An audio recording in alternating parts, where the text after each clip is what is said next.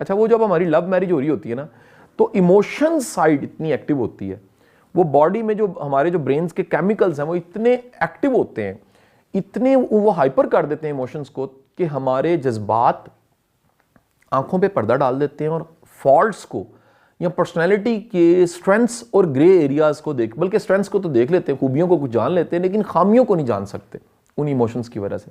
और जब शादी हो जाती है, अचीवमेंट हो जाती है, एक्साइटमेंट खत्म हो जाती है, इमोशंस नॉर्मल हो जाते हैं, ब्रेन की वो केमिकल्स निकलना बंद हो जाते हैं, तो फिर समझ आती है कि जिसके साथ मेरी शादी हुई है उसमें तो ये भी खामी है, उसमें ये भी खामी है, उसमें टेम्परामेंट का मसला है, उसके एटीट्यूड का मसला है, वो तो नहाता नहीं है। इस तरह के मसले लेके लोग मेरे पास आ जाते हैं और मैं कहता हूँ ये दो मुख्तलिफ लोग थे। दो मुख्तलिफ लोग, सबसे पहले तो ये समझें हम क्या है और सामने वाला क्या है, यानी खुद शनासी से आधा काम हो जाता है कि आपने खुद को जाना, और आपकी खुद शनासी से ये भी हेल्प होती है कि दूसरा क्या है। दो मुख्तलिफ लोगों का साथ चलना